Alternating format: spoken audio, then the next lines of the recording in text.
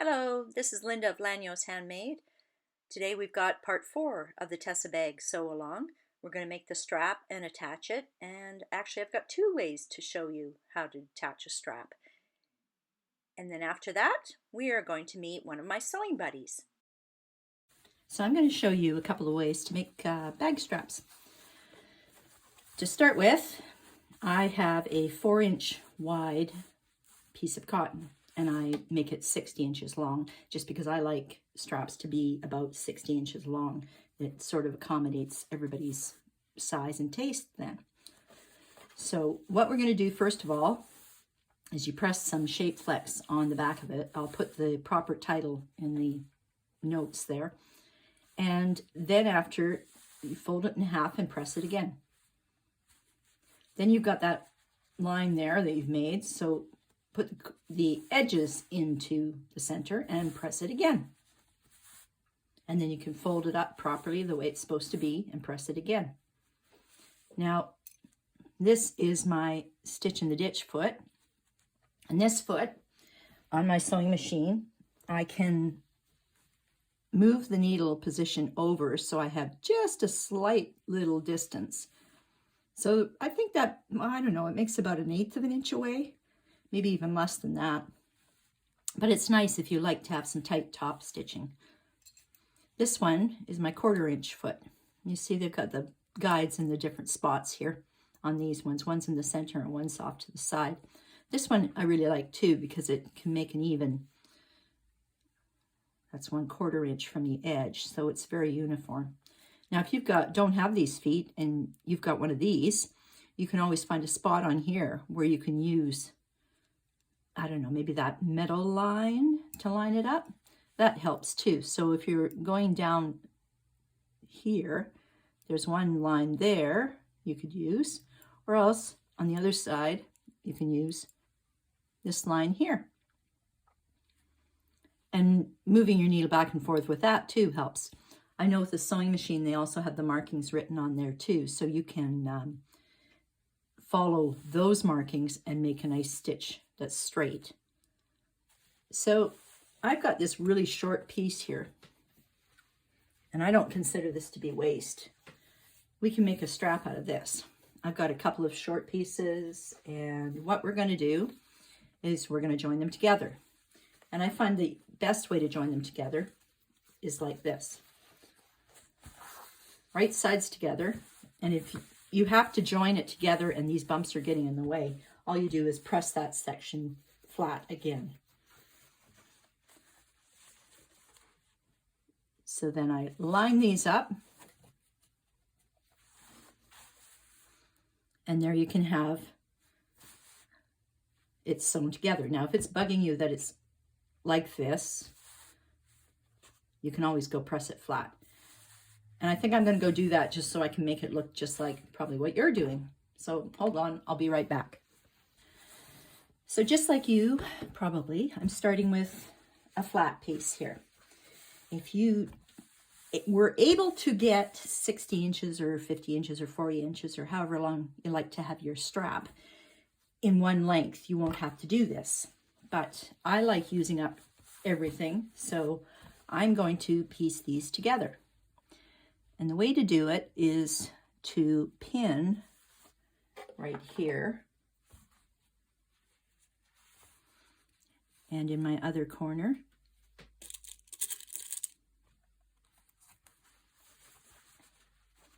And down here too.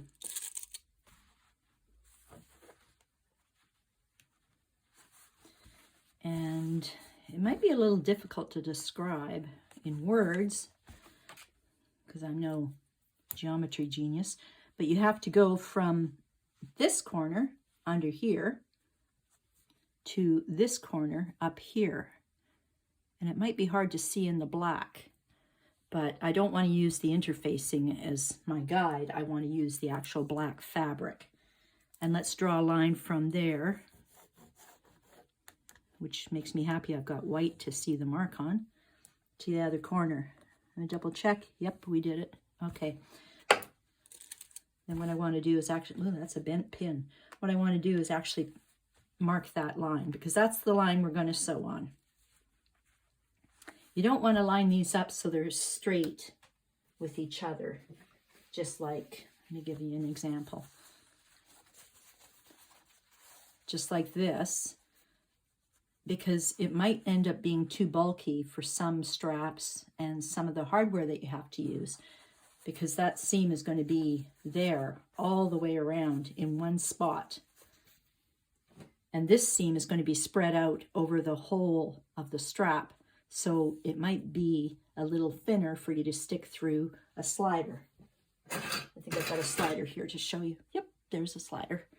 Okay, so let's sew this, and nothing fancy about it. Just I backstitch on the ends just to make sure it stays tight. And there we have it. I used my regular foot because I was going just on this line. I wasn't worried about top stitching. So we can take these pins out, and we're going to cut this down.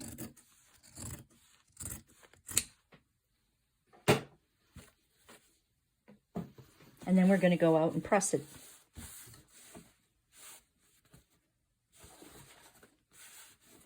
And see how it ends up? So when I'm pressing it, I'm going to press it open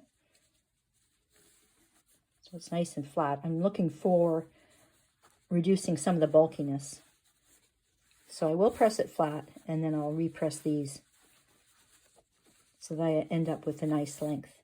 And I'm going to do this over and over and over again until I end up with my 60 inches that I want.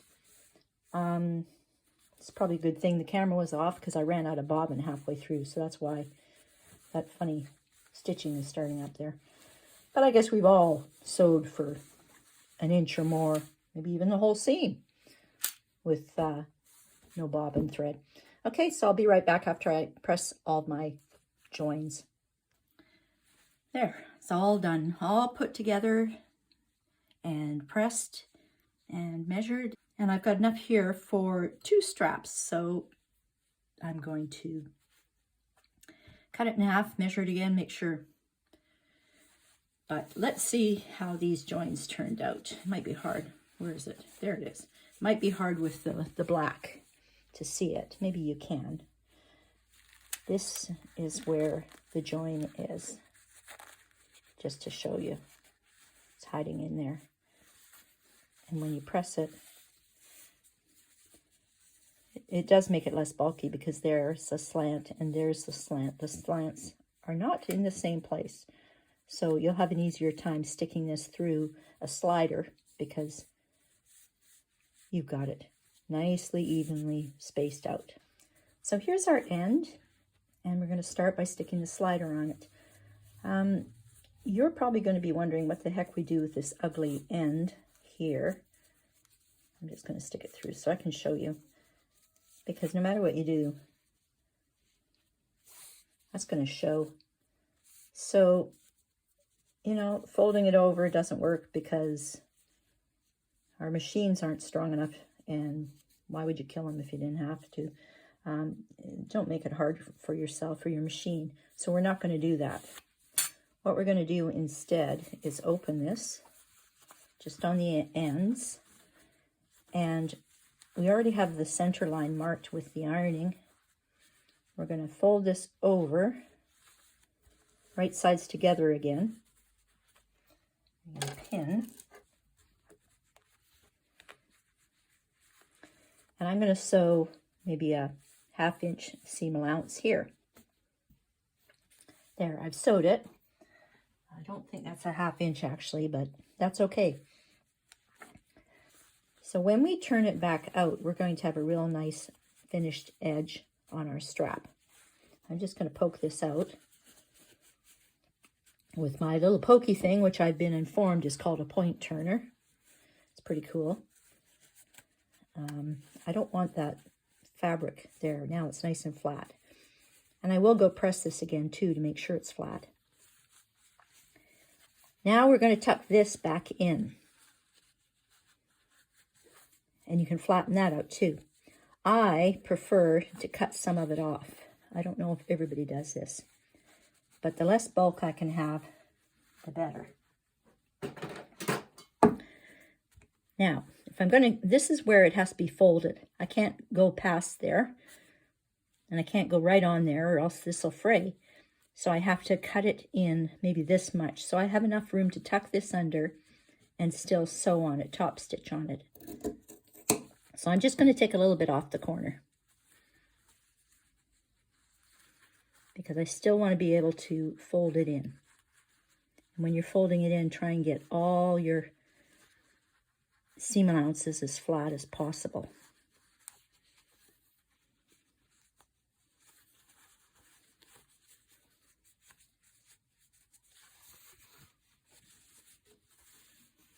There, that's pretty good. So now I'm going to do this to the other end too, and now I'm going to go press both ends, make sure they stay flat, and then we can do the top stitching. Now here, I've pressed this down really nicely, and the ends are nice, but you'll notice as we go along, it gets a little wobbly. So I'm going to use just spots of Wonder Tape.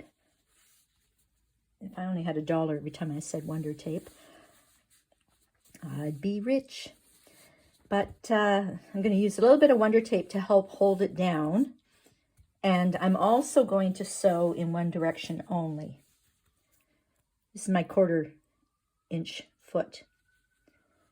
I'm going to sew this way. And quite often you get in the habit of thinking you can go down one side and up the other. And that's how you end up with a twisted strap. So let's go down this side and then flip it over and go down the other side. I am going to go around the bottoms here just to make it look prettier, so I will end up going down and around. Then I'll put it in the other way and go down and around. Okay? So you can see here I put a little strip of Wonder Tape and I stretch it out from one end to the other end and then push down to find out where it should be connected. I'm going to put some clips on. So between the clips and the Wonder Tape, we should be okay. So I'm ready to sew. I'm going to use the top stitch, and I think this machine's set at 3.5. It doesn't go very high. I don't have a lot of choices. And I'm going to use my 1/4 inch foot and go up one side and then down the other side. Now, I don't know if you can see it or not. Oh, there, maybe you can. I can see it. But I did it twice. This first time here, I used the stitch in the ditch foot with my needle positioned to the left.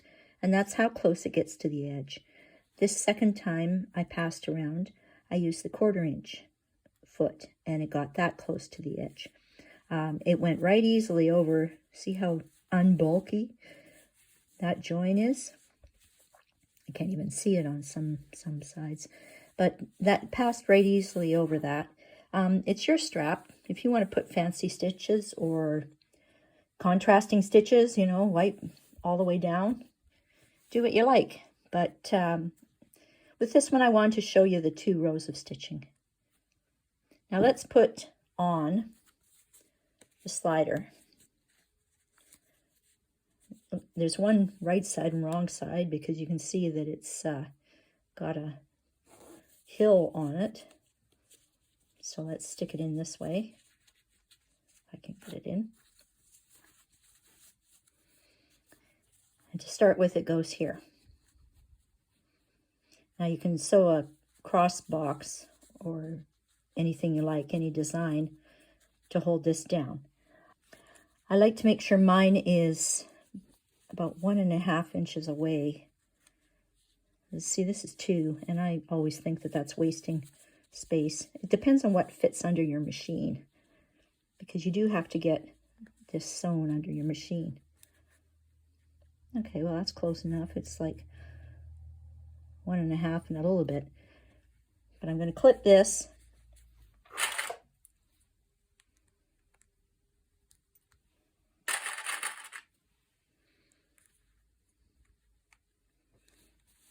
And I'm going to sew around here. The only other thing about this is if you've got a really ugly side, put it face down. So I pulled all my threads through to the wrong side here, except one of them won't go through, it's so thick. But always get a needle and thread and you can drag it through. So now I've got all 4 threads I can tie off. I might even stick some fray check on it because I don't want this letting loose. So there's my fray check. Okay.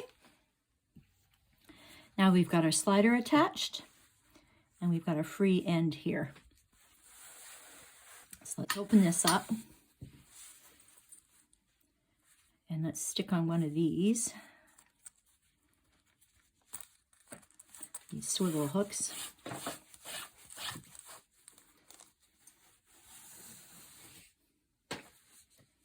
And it's just going to sit on there. And of course, we've got to put this through here.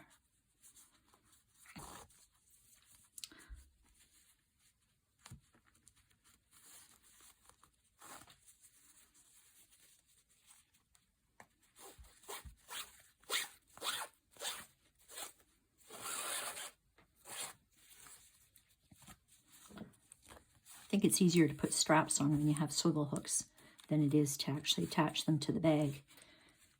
So this side is done. Now the other side, just keeping in mind, let's keep the same sides together. We're going to stick the other swivel hook on.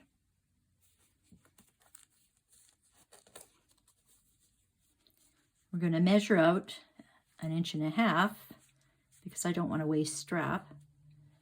And we're going to clip it and put a little cross box on it again. I'll sew on it again. And then our strap will be finished and we can attach it. So we did the cross box on the other side. I pulled the threads through and I put fray check on them. And we've got our strap hooked onto our bag. I'm going to do one more and not put the swivel hooks on it, just so if you're interested, you can see how it feeds through. So here we have our slider and we have our strap, and we're going to feed our strap through one of our rings and then feed it through the slider.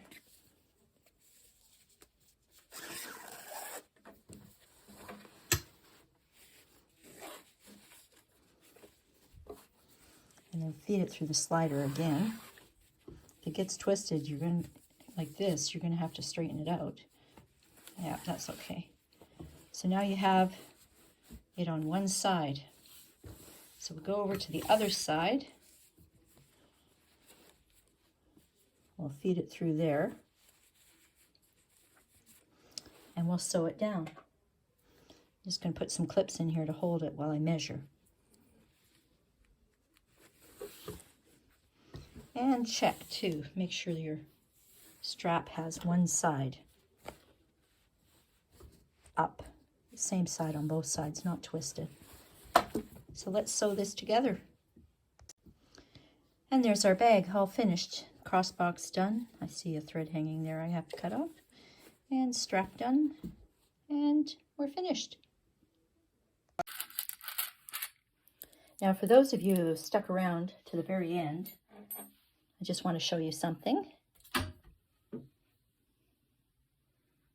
Oh, there's my bins and bins of fabric. But there's my sweetie pie, Sophie. She always comes in here and sleeps on top of my bins while I'm sewing. There she is. What a cutie. So don't forget to leave your comments and questions, and I'll try and get back to you as quickly as possible. This is the end of the Tessa Bag Sew Along. Let me know if you like me. Subscribe, ring the bell for notifications of my next project. Thank you for watching.